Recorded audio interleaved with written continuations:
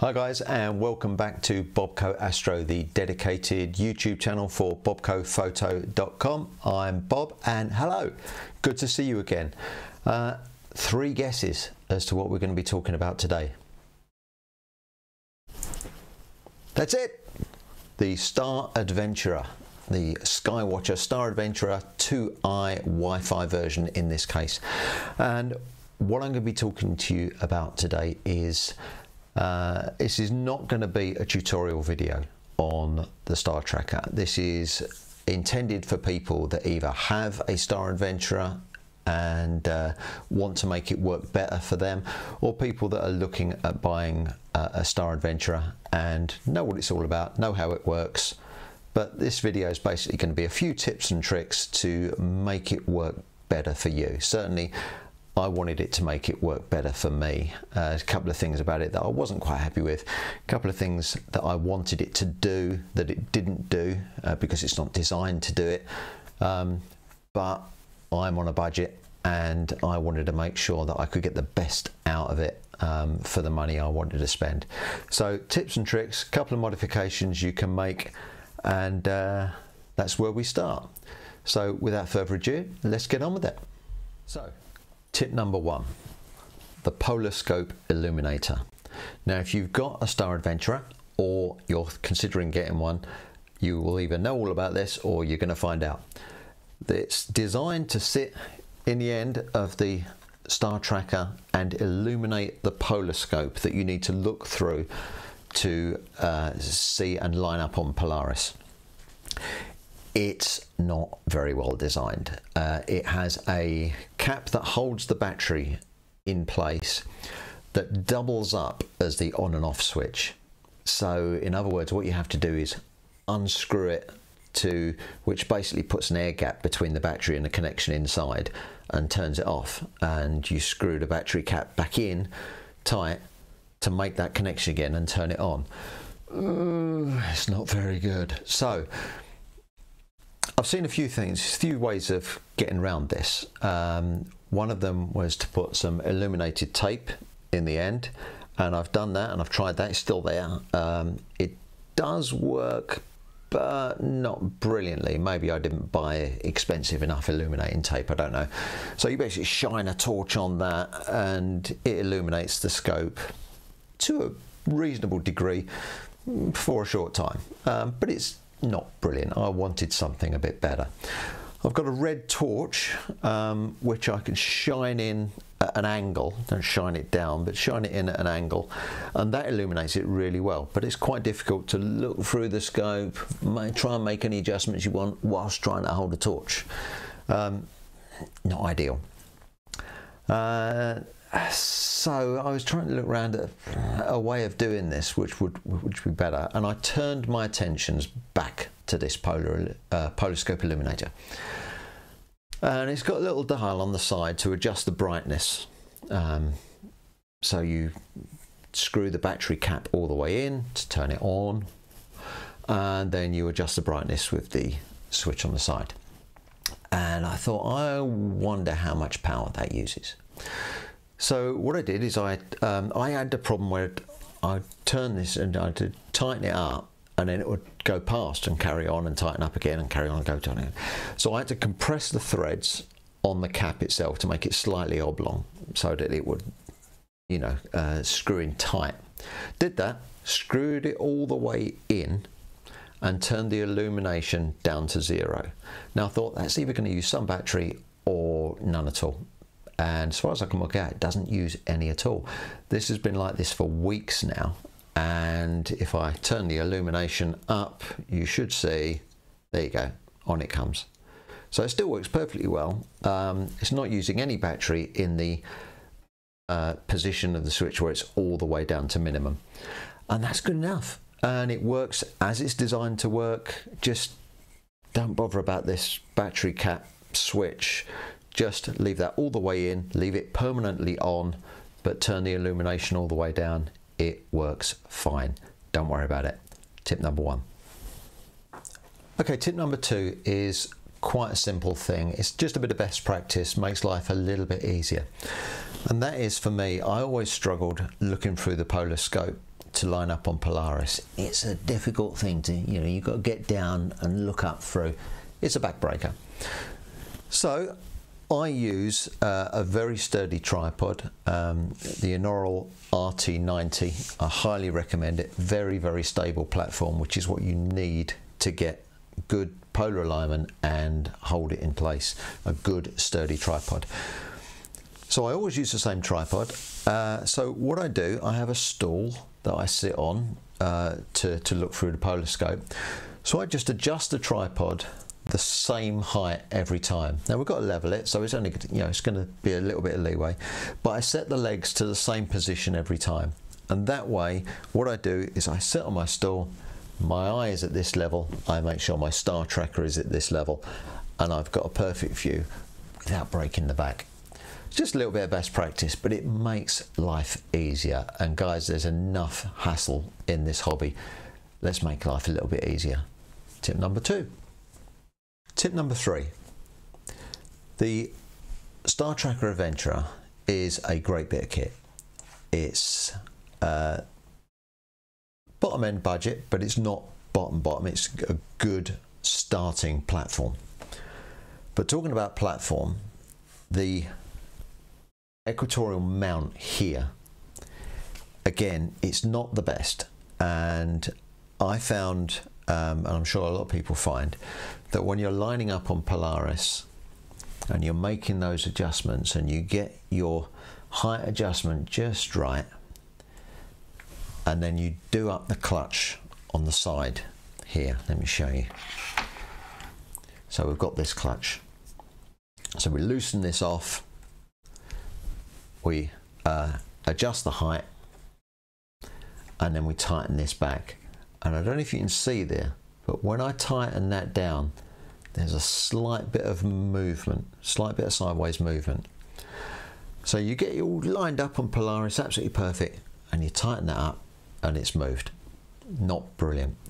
So tip number 3, guys, I know it's a bit of expense, I apologize, some things have to be done. Get yourself a William Optics base. This is a beautiful bit of kit, and it will replace the base on here. So literally all we do is we take our Star Adventurer off its base, we take this base and we put it to one side, sell it on eBay. Get our William Optics base straight in,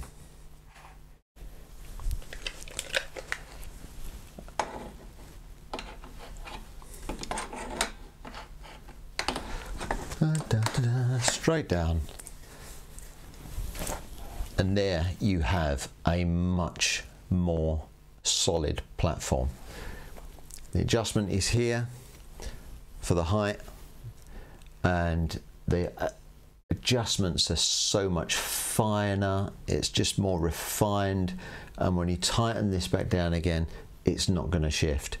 Line up on Polaris, much finer, beautiful adjustments, much better tightening clutch, and it works beautifully.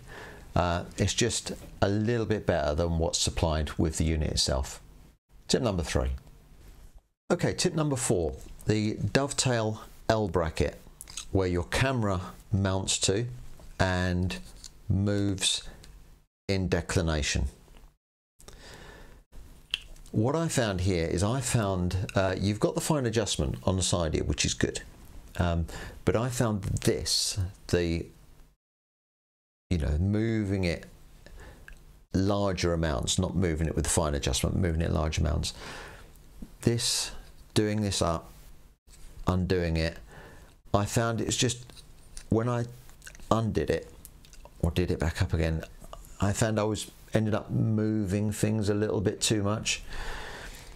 And, I was concerned about my polar alignment with that. So, move, do it up again, try and find my target, move, do it up again, try and find my target. Oh, okay, it's about there.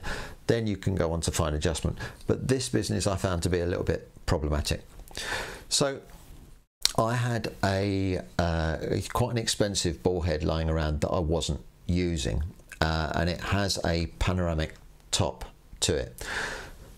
So I've salvaged that from the ball head that I wasn't using and bolted it down on here. Now, to make slightly differently to what is on the original, I've taken out the original bolt that was here, which is a shouldered bolt, because there's a screw thread inside that it actually goes through and out the other side of and screws into the foot on your camera or your lens. I took that out and I've replaced it with a bolt that goes in from the top. So I've put my Panoramic Head top on here, bolted down from the top. And what this does is you've got this small lever here, which is really, really simple to turn, and then you can move nice and easily in declination and just do that back up again. And it's so much more refined than undoing that, doing that back up. It's just a simple operation with the finger and thumb, and that moves so much easier without affecting anything else. Tip number 4. So for anyone still here, well done. But sit back, get yourself a cup of tea, because we're going to start getting technical now. Great bit of kit, Star Adventurer.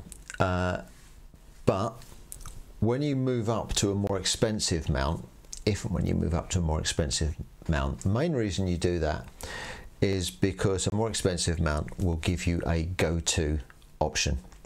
So it will find the object that you're looking for based on its coordinates.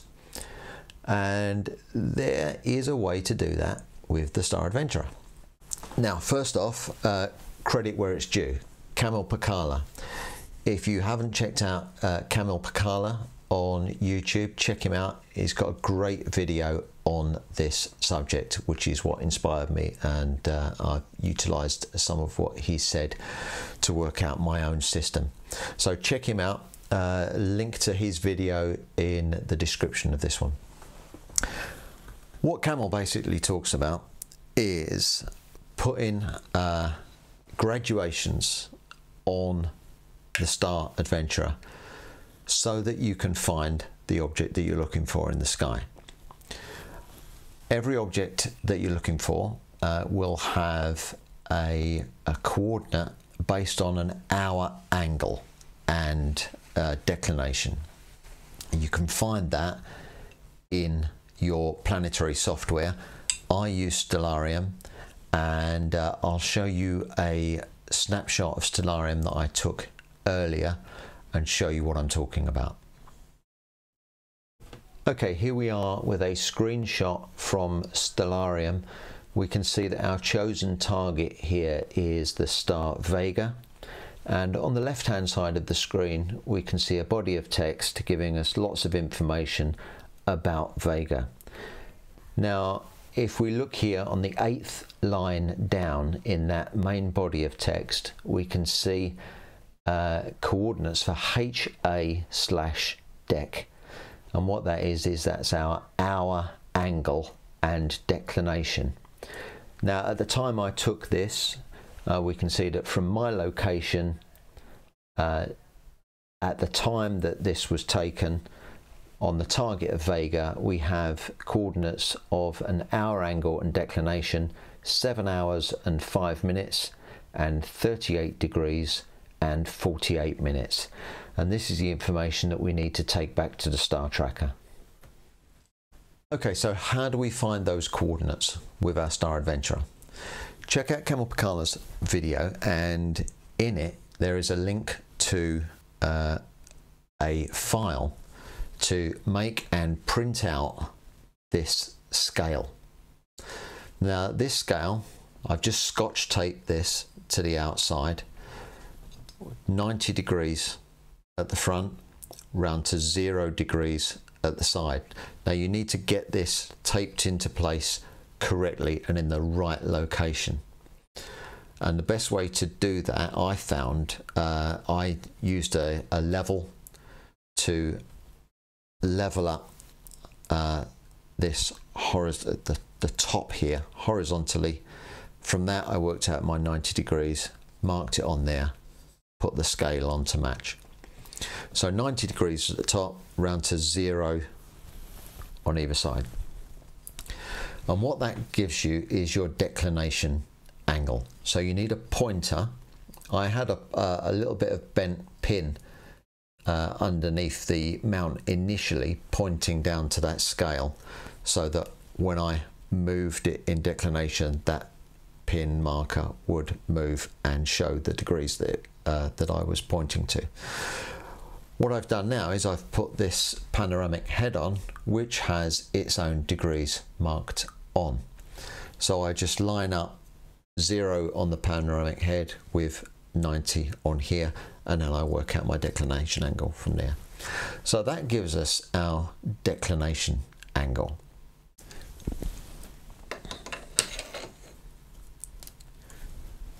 Here's our setup, and I can see that on here, if I need to move down to 70 degrees, then I can turn this to 70 degrees, and that's my angle. That's fine for declination. What do we do about our right ascension? How do we work that out? That gets a little bit more involved. And let me tell you how we do it. What we have on the back here, this scale here that you can see facing you, this is a date scale. This starts off here, and number 1 is January, February, March, April, and we go round to number 12, which is December. So this is a date scale, and the first thing you want to do is line that up so that this marker here is on 0. Once you've done that, get a level and level up this base. Decide what position you're going to have it in, whether it's going to be with the screw uppermost or the screw down at the bottom. I do mine with the screw down at the bottom. And what you need to do is get that with your level so that this is level. And that, with our camera over here, that's going to be our starting position. Now make a note on the date of where your date lines up with this 0 marker. Now for me, that's 5, which is May, and each one of these small graduations is 10. So we can see that there's an extra space on the end there. That's because there's 31 days in May, not just 30. And we can see there that I'm lined up on May the 18th. And that's my starting position. So my 0 hour angle with my L bracket level is May the 18th. That's where we start. Now, I do suggest you do this yourself because your readings may be different to mine. So go through this process yourself. And what we want to do now is we want to turn that L bracket, the right ascension, all the way around 180 degrees and level up again. So we started off with our screw thread down the bottom, we finished up with our screw thread up the top, and we level that base again. Now for me, we then look where that lines up, and for me that lines up at November the 16th. So we've gone from May the 18th to November the 16th. So now comes a little bit of math, but I have my own chart, so I'll link to this chart in the video description. What we've achieved here is we've worked out that at the start point when we're level, and that's the 0 hour angle, we've gone through 180 degrees and we've, between those 2 points, we've ended up with 2 dates. So the Star Adventurer approximately will do 1 full rotation in 24 hours. So what we've got there is the start date at midnight all the way round to the end date at 12 noon on the hour angle. What that's given us is 12 hours over 6 months in effect on our date scale. So what we need to do is we need to have a look at this and work out how many days there are between May the 18th and November the 16th, and it's 183. And we need to divide 183 by 12 hours. 12 hours times 60 minutes in an hour, so it's 720 minutes. So I know that there are basically, working out that calculation is roughly 3.9, let's call it 4 minutes in a day. This isn't going to be an absolutely accurate system. It's going to get you in the ballpark, and this is exactly what we need. So we're talking about roughly each day graduation on that scale is 4 minutes of hour angle. So we can then transpose that onto a chart. We start here at May the 18th and we end down here at November the 16th. 183 days, roughly 4 minutes every day. But what I've done is I've worked that out a little bit more accurately than that, and between 0 and 12 hours I've put in the date that corresponds. So if we think back to our coordinates on our Stellarium program that we looked at earlier, we had an hour angle of 7 hours and 5 minutes and a declination, which we'll go on to in a minute. But our hour angle, our right ascension, was 7 hours and 5 minutes. So if we refer to the chart, 7 hours would put us on September the 1st. It was 7 hours and 5 minutes. Now I've done this in 10-minute graduations. And 7 hours and 10 minutes is September the 3rd. So we want somewhere between the two, September the 1st, September the 3rd, September the 2nd. So to get our hour angle of 7 hours and 5 minutes, we set our dial, our right ascension here to 7 hours and 5 minutes, September the 2nd, and that will be just there. So that is our 7 hours and 5 minutes right ascension dialed in. So let's now look at our declination. So on our Stellarium we had a declination of 38 degrees 48 minutes. Now, as I say, this is a rough get you in the ballpark situation, so we can't go to 38 degrees 48 minutes. We're going to have to say that it's nearly 39 degrees. So on our declination we move from 90 degrees where we start round anti-clockwise, bear with me, anti-clockwise to 38 degrees. So we're not moving it 38, 39 degrees. We're moving it from 90 degrees round to 38 degrees. And we use that scale that we've printed out and put on the side there. So we move it round to declination 39 degrees and we lock that off. So here we are at 7 hours and 5 minutes on our right ascension, 38 degrees on our declination. Our camera's pointing over there, and that's where our target is. So what about a Meridian Flip? What we've done here is we've worked out how to find our coordinates with an hour angle of between 0 and 12. 0 being midnight on the hour angle, 12 being 12 noon. So what we're going to do now is we're going to look at what happens when we've done a Meridian Flip and we've gone past 12 hours on an hour angle. So let's say we've gone to 13 hours on the hour angle.